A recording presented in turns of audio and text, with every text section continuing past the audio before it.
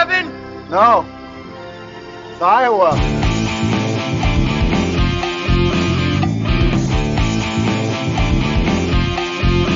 You know, we are sitting here, you and I, like a couple of regular fellas. You do what you do, and I do what I gotta do. And now that we've been face to face, if I'm there, and I gotta put you away, I won't like it. But I'll tell you, if it's between you and some poor bastard whose wife you're gonna turn into a widow, brother, you are going down. Yeah, but there's a flip side of that coin. What if you do got me boxed in and I got to put you down? Because no matter what, you will not get in my way. We've been here face to face, yeah, but I will not hesitate. Not for a second. We're talking heat on the Pod of Dreams.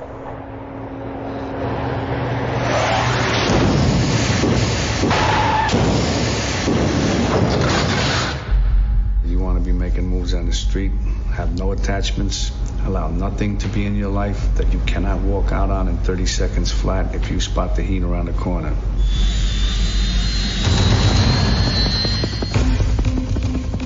In the city of Los Angeles. Recognize the MO? MO is that they're good. If you think these guys are scoring once and passing through, I doubt it. A relentless police detective is on the trail. What do we got? Of a master thief. You're fugitive number one with a bullet. It's double the risk here. You're wrong. It's 4 times the risk, and I'm double the worst trouble you ever had. Clear! And his reckless partner. The bank is worth the risk. We should take it down. I want full surveillance, 24 hours, round the clock. We never close, open 7 days a week. Assume they got our phones, assume they got our houses, assume they got us. Bam, bye-bye. They get more daring with every score. What's the estimate? 12.2 million. You're on. But one cop He's here. I can feel it. is closing in. Whatever score they're gonna take next, they're gonna have the surprise of a lifetime. Now, for the first time, Academy Award winner Al Pacino and Academy Award winner Robert De Niro collide. If I'm there and I gotta put you away, I'll tell you, you are going down. What if you do got me boxed in, and I gotta put you down? Because no matter what, you will not get in my way. I will not hesitate for a second. Al Pacino, Robert De Niro, Val Kilmer in a Michael Mann film. Heat.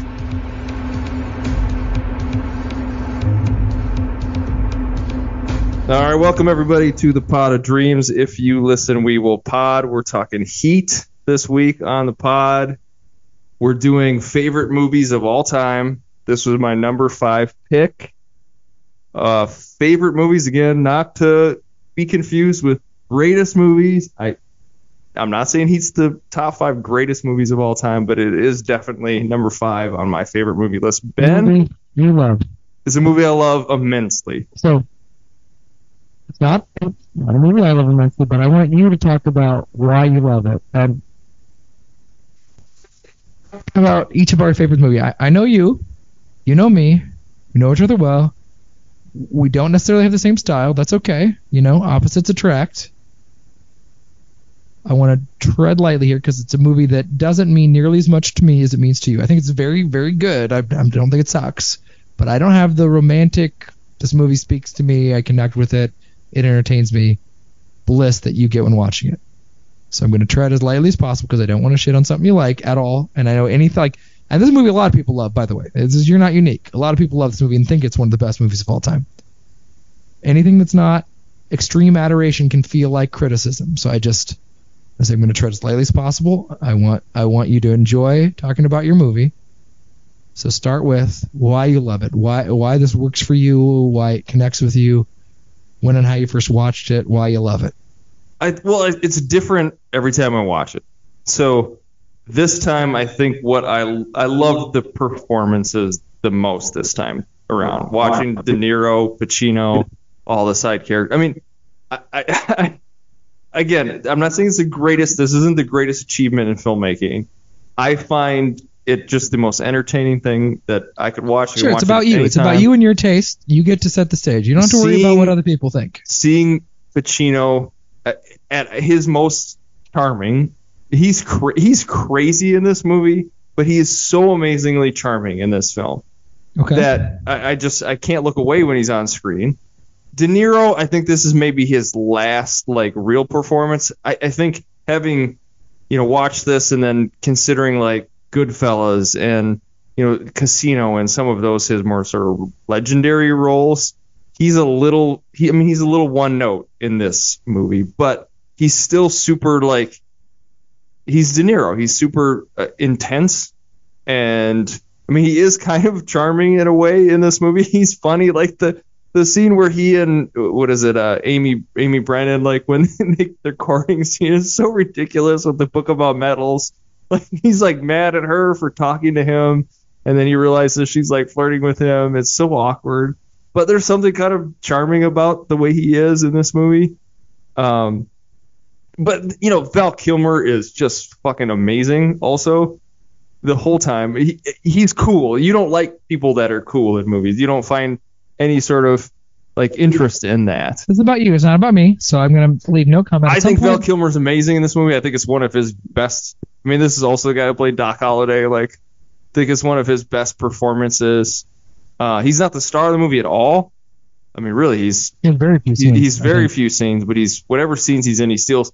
The other thing too, just to summarize it all, it has two of the greatest action sequences in movie history, as far as I'm concerned. The opening sequence where they steal the armored truck, where they rob the armored truck, and then the final shootout in the street when they rob the bank. I don't think it's a better gunfight that's ever been filmed, in terms of the final scene.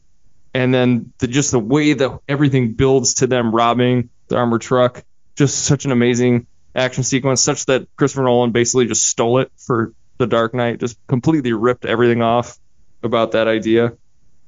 So in that way, it's an action movie Hall of Fame for me, and I love action movies.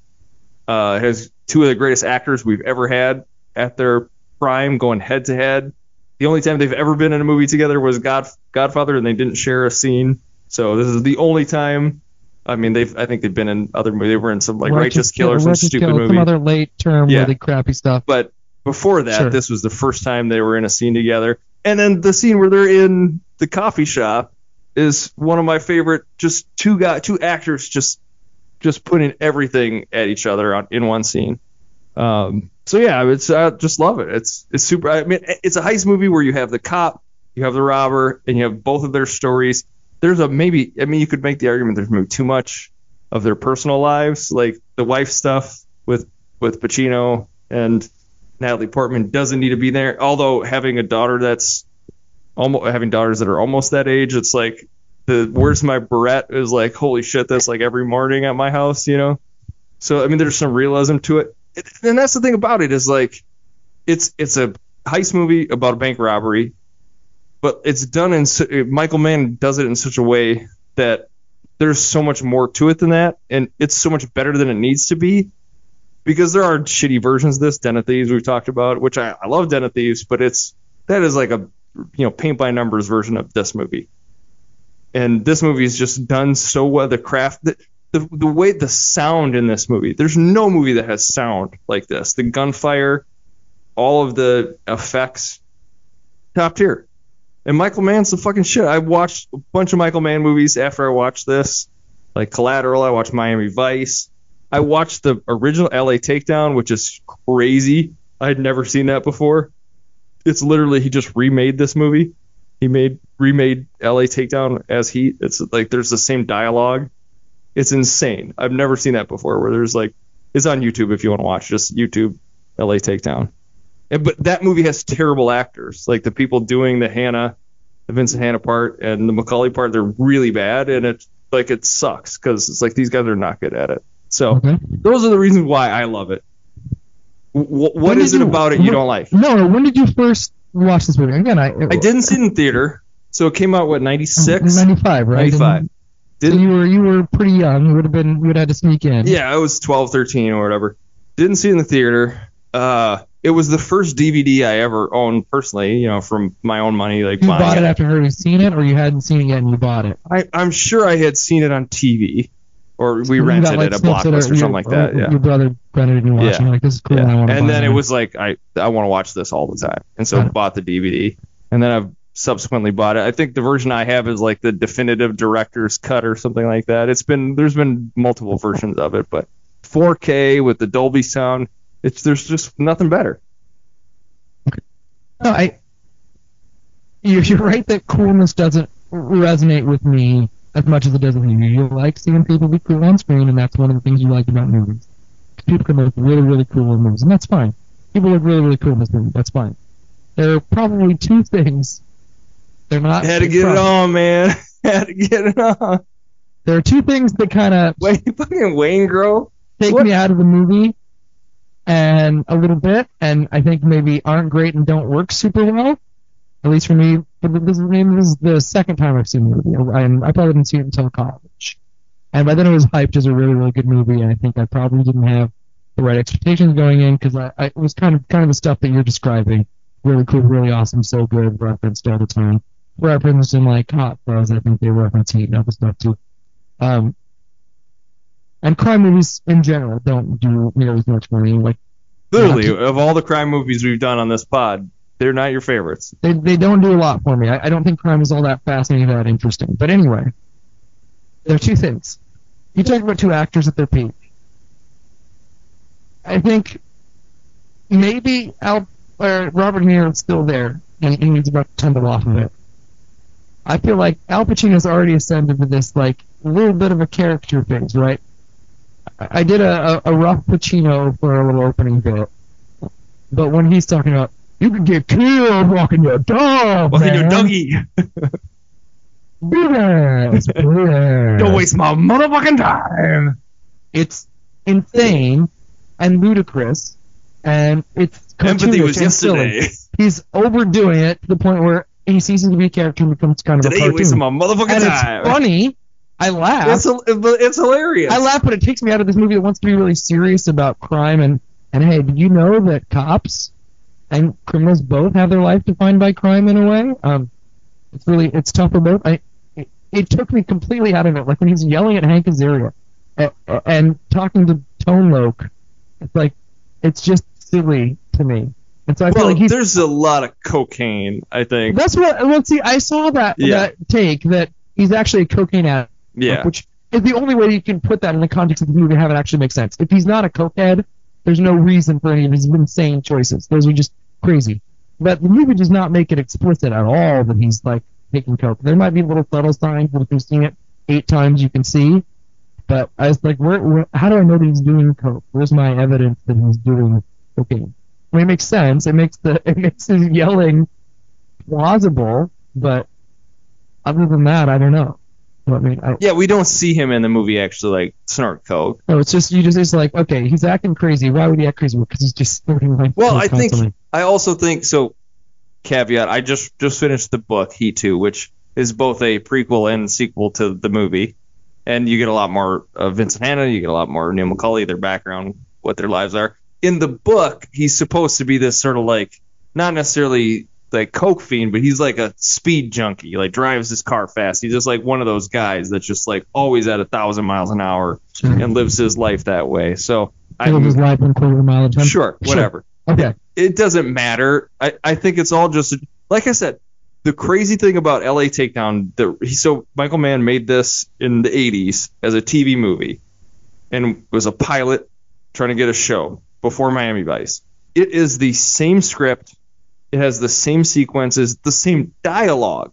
Like watching another guy do this same dialogue without the Pacino craziness is wild. Because the actor that plays Vincent Hanna in LA Takedown is not this like, shadow grit ass. Like he's not doing that in the movie. He's playing just like a straight ass cop.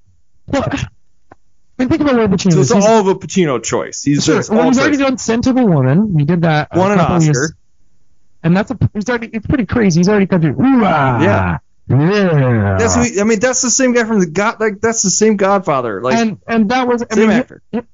And he's got Devil's Advocate coming up. He's reached this point where he's just like kind of crazy, overacting, being goofy. Because he's doing a lot of cocaine at this time, I think. Is Al Pacino, the man. the person, Al Pacino, yes.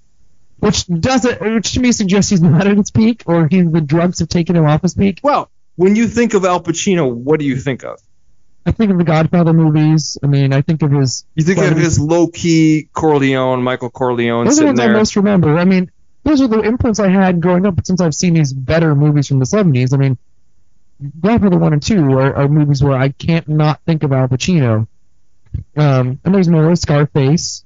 Scarface, he's like it insane makes in that sense movie. in Scarface because he's playing a crazy drug addict, drug dealer. But like Carlito's Way, all of his, I mean, you think Carlito's Way is way more nuanced than this, right? It That's is, sure. Yeah. So like he's not at 11, but any given Sunday, he's this times 10. Sure, it's gonna get worse, and then he's gonna just do the I'm gonna do a movie because it worked well in Heat, and he's like, all right, people like that, I'll just do that. I don't think it's good. I don't think it works for the narrative. I think it works great. I love it. I wouldn't change a thing. I know you wouldn't, and it's fine. You love it. This is about, but your love of the movie. It's not about. But that's one thing that took me out of it. Like I'm seeing a serious movie, and I'm supposed to think seriously about crime and criminality and this complex relationship between cops and robbers. And then, you're just yelling. You're busy chasing guys like you around the block. Yeah. But the other thing is, so this big thing, right? Big thing of Robert De Niro's character. What is it? 30 seconds. You shouldn't attach yourself to anything, but you can't say when you feel that heat coming around the corner and you can't get rid of him. 30 seconds are left, right? So he has that ridiculous relationship with the shopkeeper, which did not work for me at all. I didn't believe it. I didn't buy it. I think, okay, I'm supposed to be convinced that he meets her. He falls in a meaningful love with her after we got 2 or 3 scenes together. I'm not convinced. I don't think for a second he would hesitate, right? Like, it's supposed to be a big moment when he steps away. Like Caesar. At the party. No, at the very end, right? He killed Waingro. Yeah, he decides. And he got out of the car. Yeah. He sees her, then he sees Al Pacino, and he's like, oh. And he leaves. And it's supposed to be dramatic, but of course he'd leave. I didn't think for a second he would stay with this woman who he barely knows. Well, I think he was doing that for her. I think that's what you're supposed to believe. Like he was pretending like he was torn just for her mental. No. He left. If he stayed with her, she would have been in danger. Okay. If he runs away. So he's doing it but selflessly this time. Yes. See, that still doesn't work for me because I don't think he cares about her. I guess I looked at it and thought, of course he'd ditch her. Why would he care? No, I suppose that makes more sense. The part I don't like that he goes back for Waingro. That always frustrates me because that is against his entire code. I mean, yes, he's got to get revenge because of what happened, but just leave. Just you're home free, and you turn back to get revenge. What's up with that? Well, I mean, the guy ruined lives for people he cares about, right? So, I mean, Tom Sizemore's dead. Yeah, but he has a bag of money. You got his woman. Isn't this the ironic that he's actually attached to these other criminals? Isn't that part of the irony? Is that he has emotional attachment to these people? He should have been emotional, but he actually cared. And Val Kilmer can't see his wife and kid again, or it's going to be a lot more difficult. Right? I mean, he's going to make. That's what the book is about. It's mostly about that. So he was attached to them and cared, and he's pissed off, and he wouldn't go back. I also didn't really. I get that there were cops close by when you were going to shoot Waingro, but you really take your eyes off him? He didn't seem like a guy who would take his eye. He's got a gun pointed down like you. Oh, you mean in the beginning when they go to execute him? Yeah. Because that's a big. I mean, that's again same exact scene in LA Takedown. Exact same thing. It set the plot in motion, and it causes all this cascade effect. But those are the things that I didn't love. I didn't think were super necessary. We didn't need the Waingro as a serial killer subplot. Well, see that doesn't matter. That's the other part of this movie. It's all of Michael Mann's tricks, right? It's got everything that he's done up until this point. It's like sort of his magnum opus, where he's like, I've done thief. I want some breaking in. I want some fucking burglars.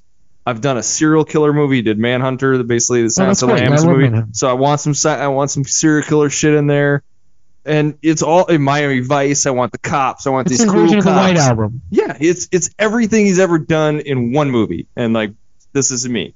This is everything. This is the best I can do. These are all my ideas. And he like recycles stuff too. Just like in Collateral, he's recycling a lot of these same ideas too. Well, and all of it works together other than the serial killer stuff. I mean, it doesn't matter. Nobody ever, like, he has the scene with the woman, and we have another scene with Al Pacino who's, like, has to leave his wife again to check out the David Waingro is. Yeah, if you cut that out, it wouldn't make the movie. It wouldn't worse make the to me. movie any. It inflates it a bit. It would save you 10 minutes or whatever it is. But Waingro becomes kind of more of a villain. You know, he becomes the villain because I think otherwise it's like who's the bad guy in the movie? You know, Macaulay is not really. De Niro's not a bad guy. Well, and this is me also. I mean, we spent a lot of time last week talking about A New Leaf and how horrible it is that Weapon Master wanted to kill one woman. Well, okay, how many people does Robert De Niro get killed? Well, he didn't want to kill anybody. He wouldn't have killed anybody. But when you're doing a robbery with violent people, but you gotta get. You boxed me in. I'm talking about the beginning. When 3 security guards died. That was only because of Waingro, though. But you're working with violent, aggressive people and doing very violent acts. They were and best case scenario, those guys have hearing loss for the rest of their lives. Sure. That guy was bleeding out of his ears. It's still a crime. They're still criminals. I mean, they're bad people. What a hero. I get that we do a lot of work to make sure that we understand he's stealing from the rich, right? We get a lot of, I'm stealing from rich. Yeah, this is the bank's money. Your money's insured. We get a lot of that so we don't have to be asked conflicted. Which is just, that's not an all-time bank robbery line. Like, just use that forever. Like, this is the bank's money. It's not your money. Your money's insured. Don't do anything. We're not here for your money. It's fucking great, right? That's fine. No? That comes from this movie. That's from Heat. I never have a problem with that. No, the line works. I still think, like, okay, if something goes wrong, you're going to have to kill somebody. Sure. You got to be prepared, yeah. And so I don't look at him like, what a hero. He doesn't want a 9-to-5 job. I get that we look at 9-to-5 jobs this day in the movie because nobody has one other than, the cop works all the time. The cook dies. He's treated like shit. He's trying to make his life better, but he's got the crappy boss who exploits him. And he's untolerable.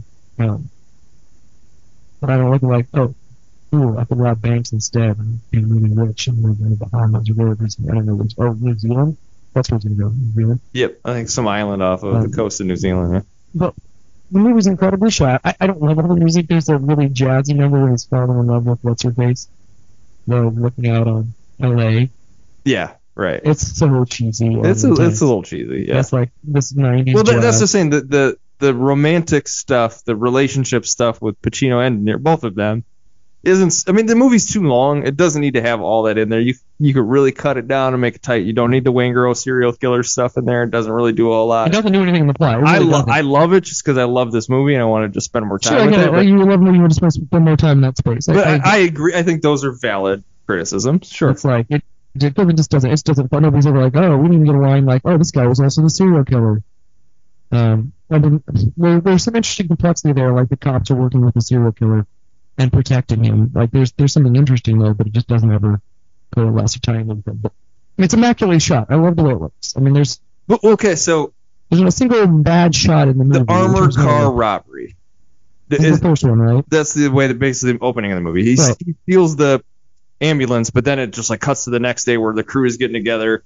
He picks up Waingro. No, it comes in hot and works amazing, right? And like I said, The Dark Knight, Christopher Nolan has been open about this. Said I basically stole that idea, put it in The Dark Knight. He even used the same actor. The guy that plays Van Zandt is the bank manager in The Dark Knight. Yeah, I mean, your friends are dead. Yeah, he literally just. You know who you're stealing from? Yeah, that guy.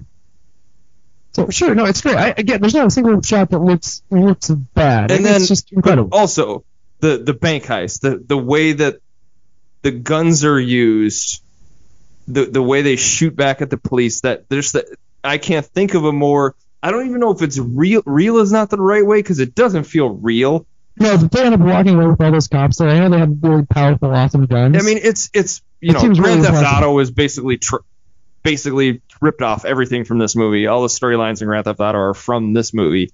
But like again, I don't know if it sounds real. All the guns sound like they're really shooting each other, and the way the bullets hit just feels real. But it's in such a cool way. Like there's something so amazingly cool about the gunfight that I could watch it over and over and over again. It's amazing. It's suspenseful. they're running down the street and just like shooting at each other. It's just crazy. Tom Sizemore picks up a little kid.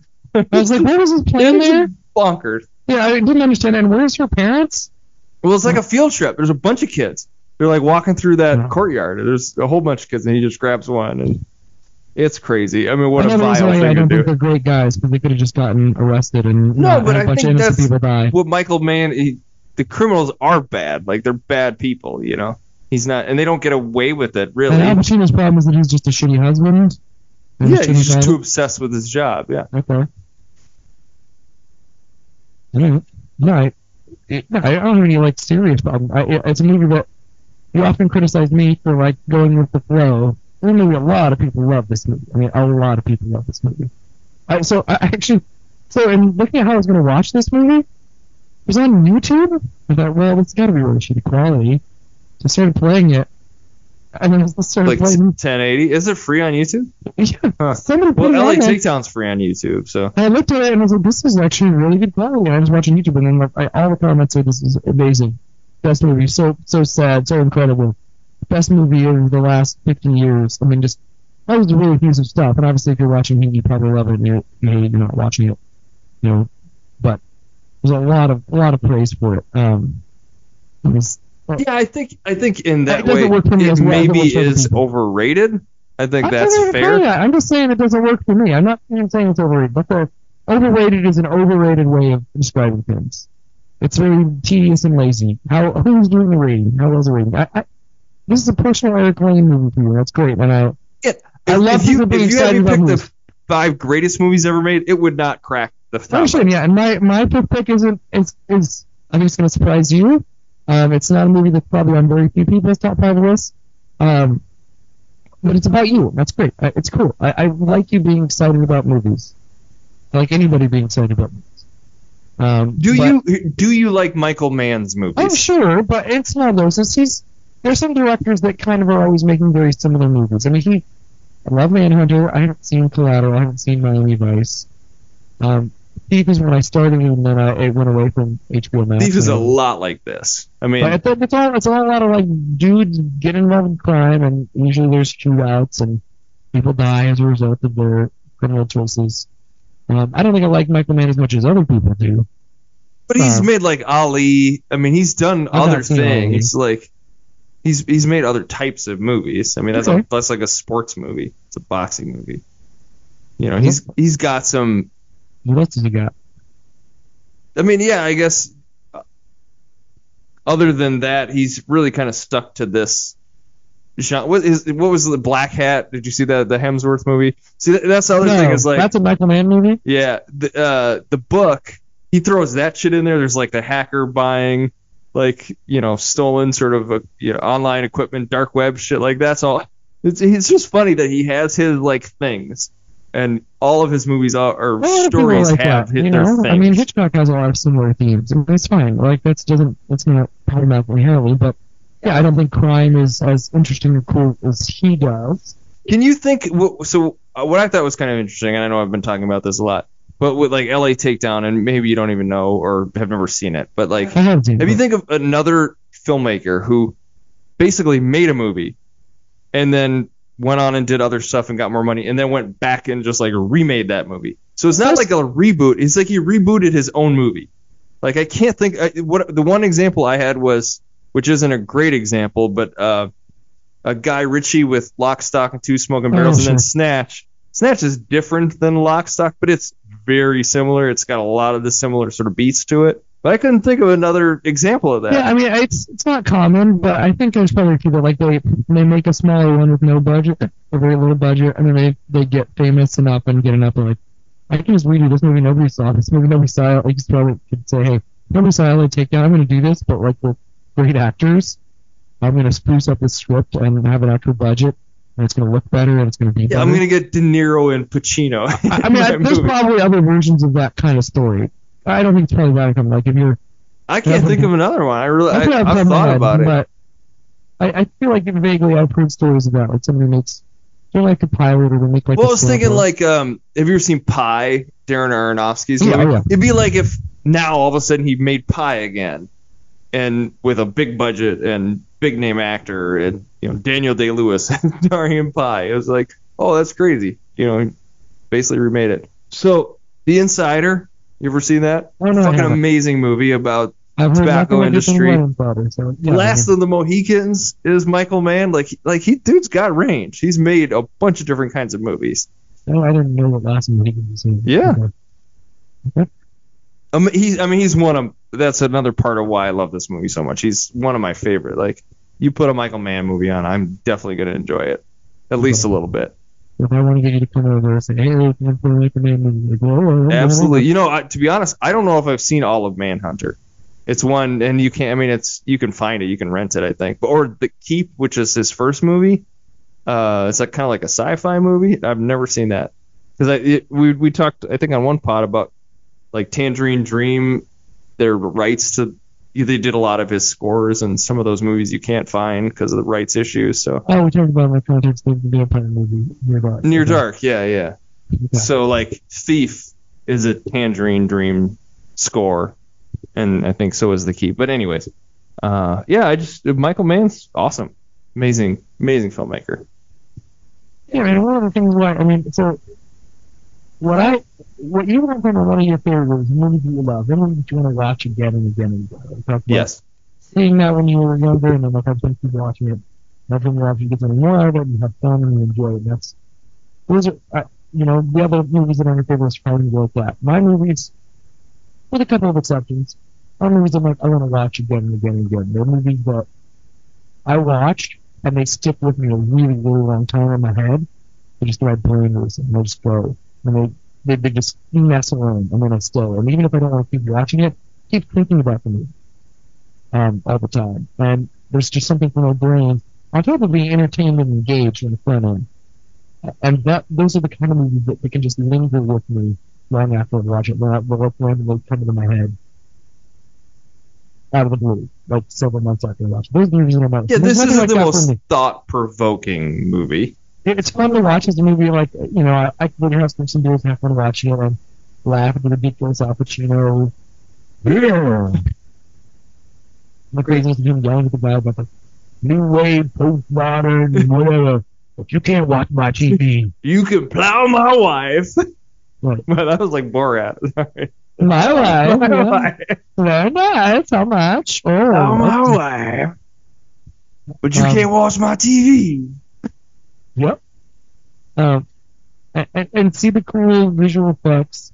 I'm sure that. You know what I just realized? What? The guy. Wow, holy shit. The guy that's fucking his wife is the guy that plays Wingro in LA Takedown. Same dude. Oh, so William here. Yeah. Here's a role for you. You're a great actor, but you're that's funny. The spot. Yeah. Just you can be this confused guy on the couch who gets you up. And the guy that plays one of his cops, he gets killed in the bank shootout. He's Buffalo Bill from Silence of the Lambs. Obviously not Michael Mann. He's definitely Buffalo Bill. I noticed that guy, and it's weird him being a normal person. Yeah. Because he do such a good job. Yeah, that guy. Or he just this is doing kind of stuff. Yeah, for me, it doesn't resonate on that level. It's, which again, I really, it's about your love of Heat and what it means to you, not about me. I also already know what some of your comments are about some of my favorites are going to be. So I'm also trying to set the stage, but those are the two things, and then just a couple of minor things. I have one movie, but this is a movie I think about. I'm not going to, this is really change what I think about.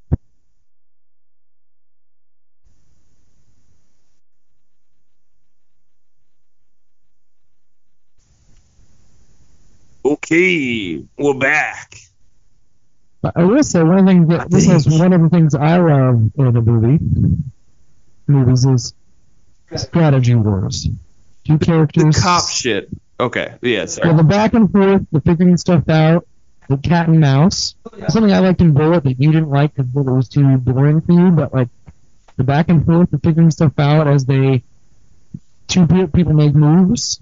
And that stuff is really compelling. I always love a strategical chess match in a movie.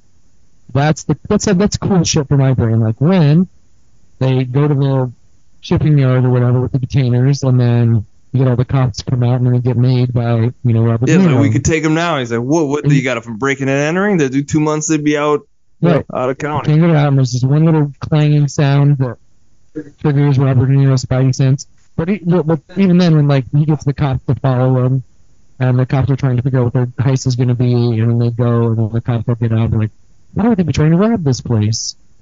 What's an oil refinery? What's payroll?" And then Al Pacino figures it out. Like, oh, we just got punked. We just got made. Yeah. Hey, yeah. LAPD. And that back and forth is really, really good. And I also, so all that stuff is really, really fun to me. All the logistics and some of the setting stuff, like, where do you find this stuff? Oh, people just beam it out. Just going to pull it in, like early internet stuff. By just pulling in information out of the sky and then selling it to Robert De Niro. Good stuff. Tom Sizemore, the action is the juice. It's fucking awesome. Oh, it's fine. For me, man, the action is the juice. And you mentioned Val Kilmer. I mean, he has 30 scenes and like his wife's mad at him because he's doing too much. I don't love that whole storyline. And then she's sleeping with Hank Azaria, and De Niro's got to clean that up. Like it's just that very aggressively. Yeah. She's got a point. I mean, they robbed an armored car and you only had $8,000 to take home. That's a pretty poor return on your investment. Yeah. Like $8,000, even in 1995, that doesn't really feel like all that much money. But she loves him. But has De Niro ever been great with a woman?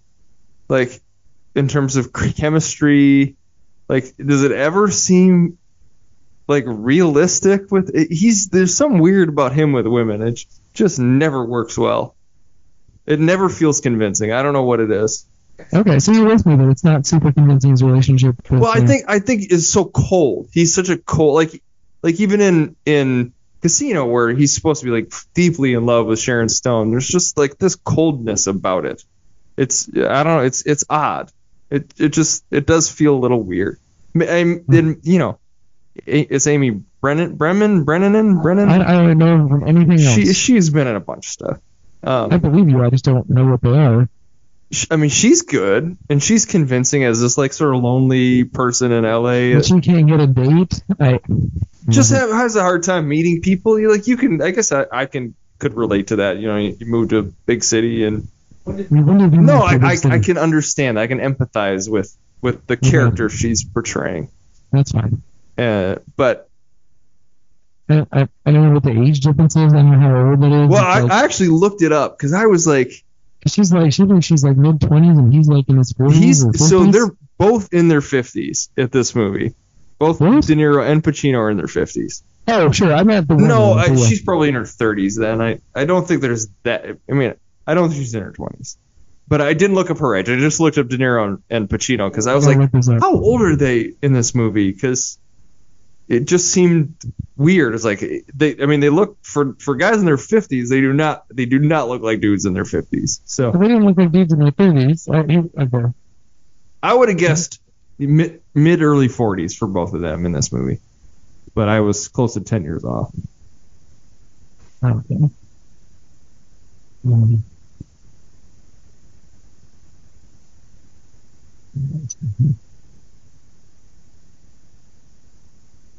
It's also interesting that De Niro dies in this movie. Spoiler alert. Like, I can't think of another movie where he dies, and I wonder, like, with the discussion of getting both of those guys to be in this movie, is De Niro like, I'm not going to die in this movie. I'm not going to do that. Well, she's like 30. So she's 64. 20 years apart, probably. Yeah. Yeah. So it's still kind of weird, like, so desperate to go for this other man. Again, it's not crucial. Yeah, I don't have any good Robert De Niro movies where he's like in love and it's like it feels like you're actually being in love.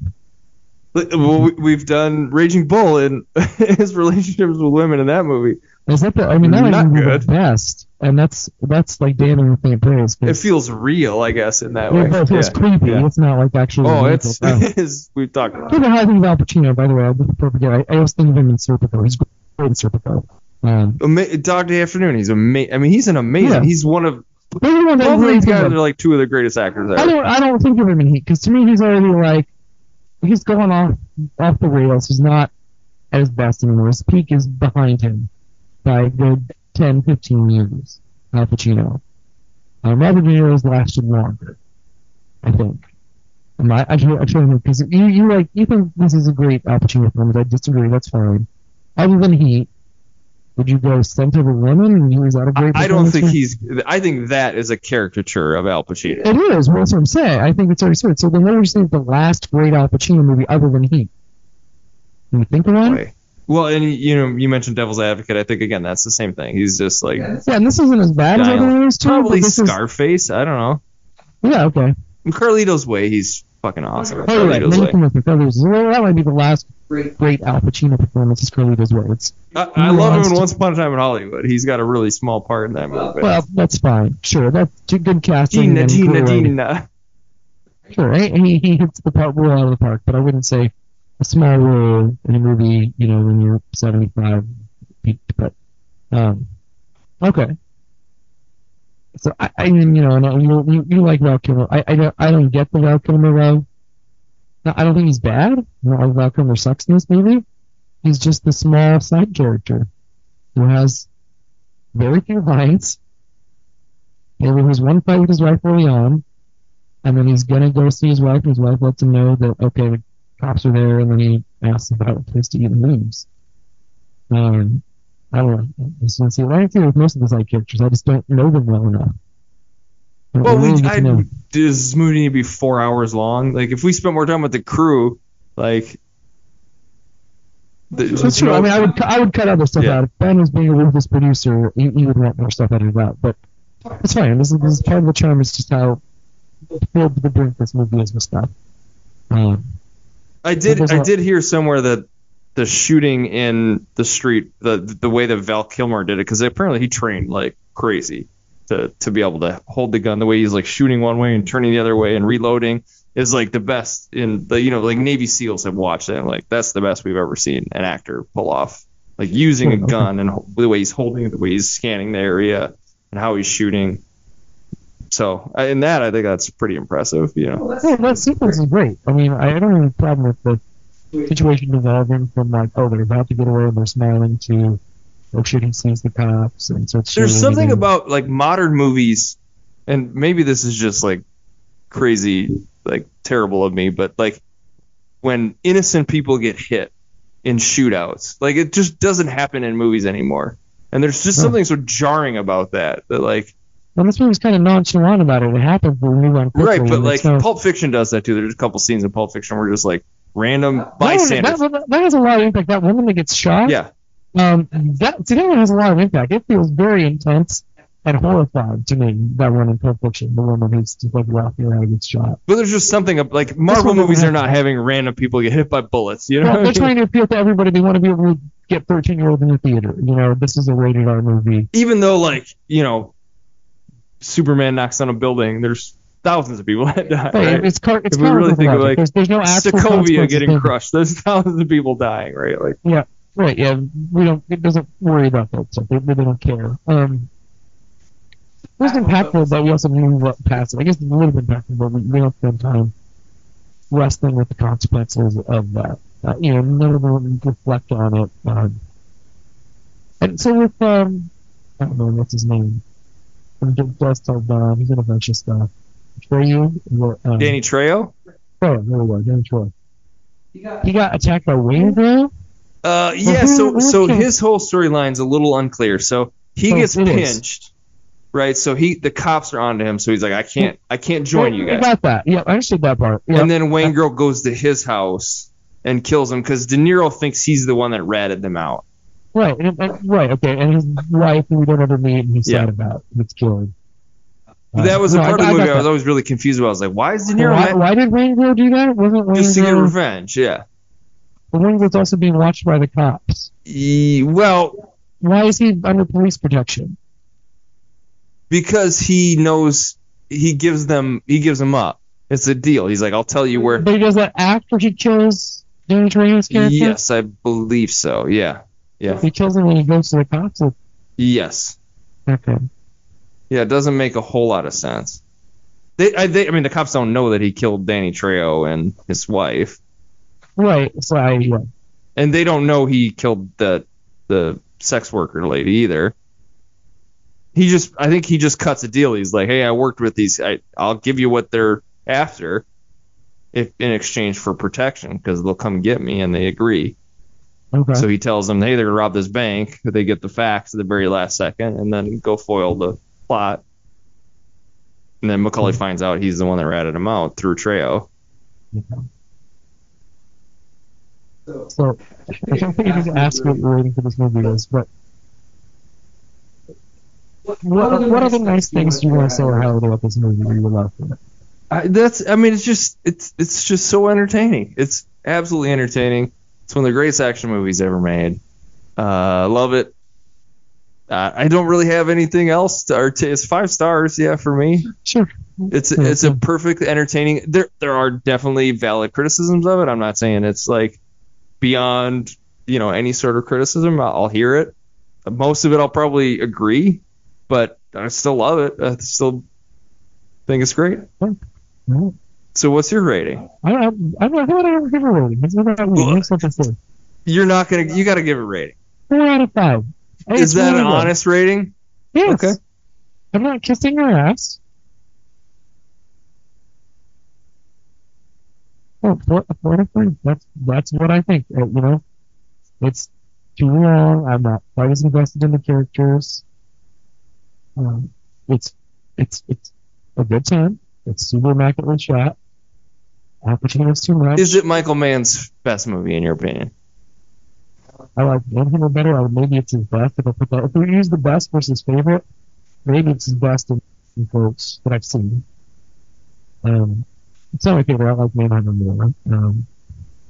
Because Manhunter is basically the Red Dragon movie, right? It's how they catch Hannibal Lecter, right? Correct. It's so better than Red Dragon. No, that's incorrect. Hannibal Lecter is already a prisoner, I'm pretty sure, in Manhunter. Okay, so it's Silence of the Lambs. But it's a different plot, but similar in that he uses him to try to go up the serial killer. Which that is Silence of the Lambs. Yeah, but it's not the same character. It's not Jodie Foster. It's a man. It might be. Where does it fall? I just don't remember. Is Silence of the Lambs then a sequel, or is it a remake? I just think it's totally its own thing. Is what I think, but I don't remember. Because Silence of the Lambs, Hannibal is a direct sequel to Silence of the Lambs, and Red Dragon is a direct sequel to Hannibal. Like those 3 movies are in the same universe, same characters, same. Clarice isn't in any of the other ones, but yeah. Well, Clarice is in Hannibal. It's played by Julianne Moore. No, it's not her, is it? I think they reference Clarice. I don't think she is Clarice. Oh, then maybe I'm wrong about that. My whole life. But in Red Dragon, what's his face plays the same cop from Clarice Starling. It's Clarice Starling. Okay, yeah. so Jodie Foster is just not in it. It's just played by. Correct. Okay. Yeah, Julianne Moore. It's the same character, and then Red Dragon is. He plays the same guy. So Red Dragon's a sequel to Manhunter, basically. Because I remember in Red Dragon, he's talking about how he caught it. He caught Hannibal. Michael Mann has a very specific view on like the way people talk to each other and act towards each other that isn't totally tethered in reality, I don't think.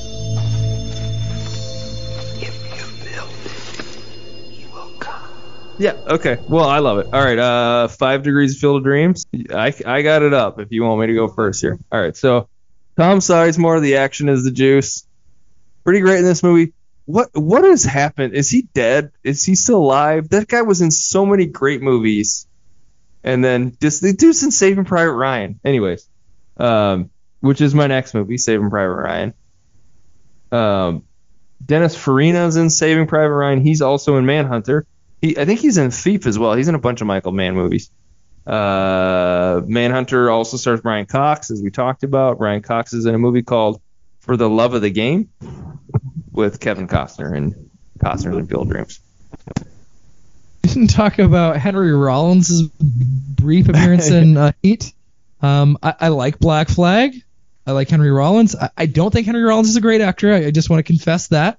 Well, that whole storyline too. So they steal the bearer bonds, which is a funny thing. What is a bearer bond? I don't know.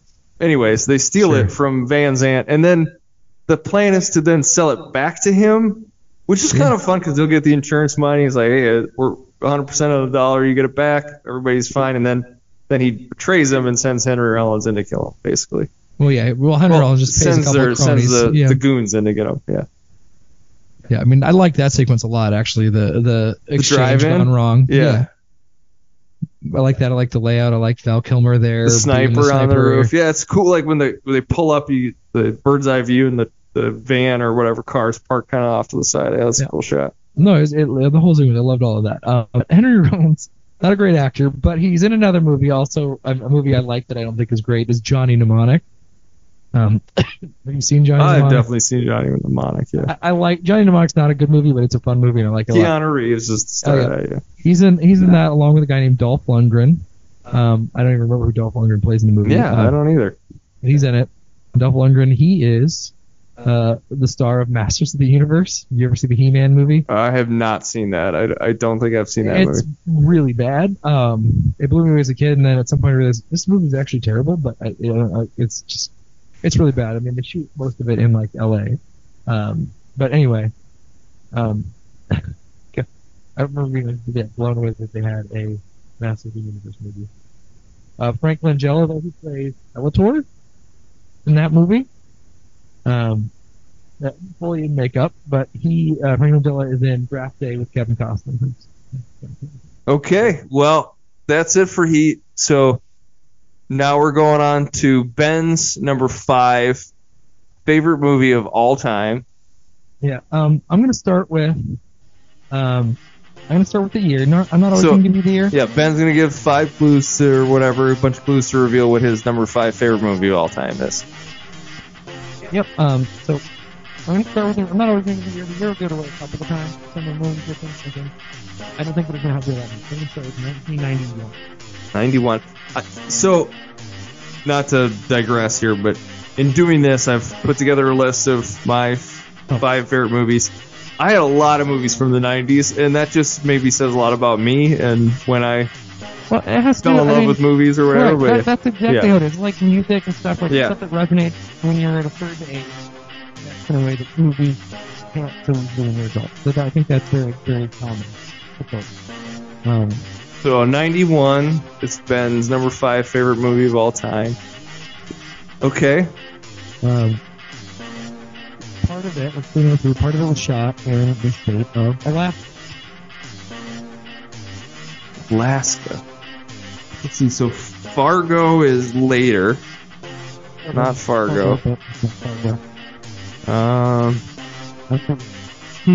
don't know. I don't have it yet. Alaska 91. A Christian Slater has framed $750 check he got for his partnership. It's not it's not Robin Hood, right? Robin Hood, Prince Thieves? So if you really want to do this, he framed with the relatively small amount of money he got for payment. Jeez, 91 Christian Slater.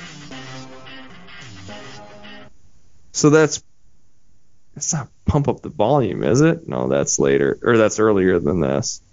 The 91. What was Christian Slater doing in the 90s? All right, I don't know. Go to the next clue. Nicholas Myers?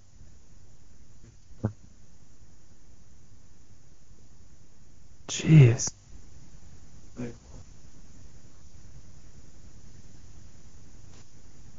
'91 Christian Slater, Alaska, and Nicholas Myers. And this is your number 5 favorite movie of all time. So, is it a Star Trek movie? Wrath of Khan is earlier, right? So we're talking way later. Is the Generations? Is it Star Trek Generations? Generations. The last movie of the... 91.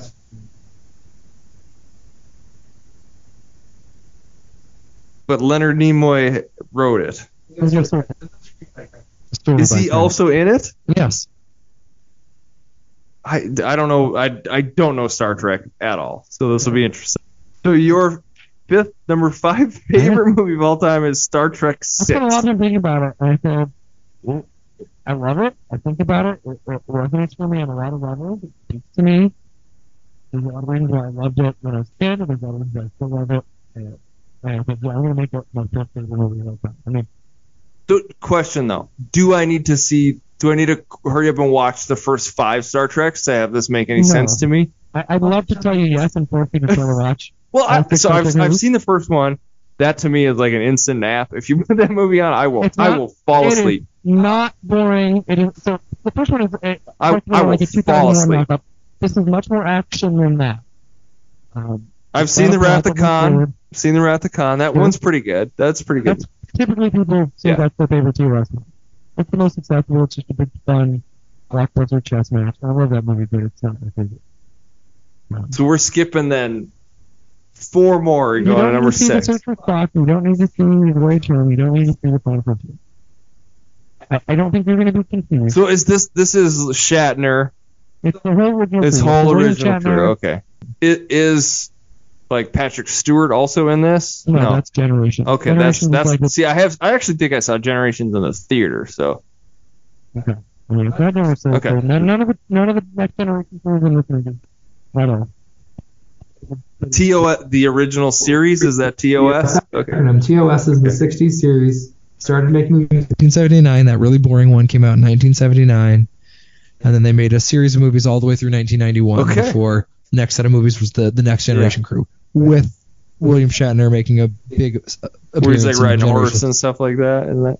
What? Is he like riding a horse on a ranch or something? Well, he's stuck in the Nexus, Eric, which gives you everything you want. He's in Iowa, right? Basically. No, it's like an imaginary ribbon. Oh. It doesn't matter. You don't care. Generations is not my favorite. There's a couple of cool ideas in it, but it's not great. So Star Trek 6 is what we're watching. The Undiscovered Country. Undiscovered Country. Ben's number 5 favorite movie of all time. If you're telling me to be honest and not care about what other people think, let's do it. And just talk about a movie that I love immensely and not worry about how it's perceived, Star Trek 6 and Undiscovered Country. Excellent. All right. Thanks for listening. Bye-bye.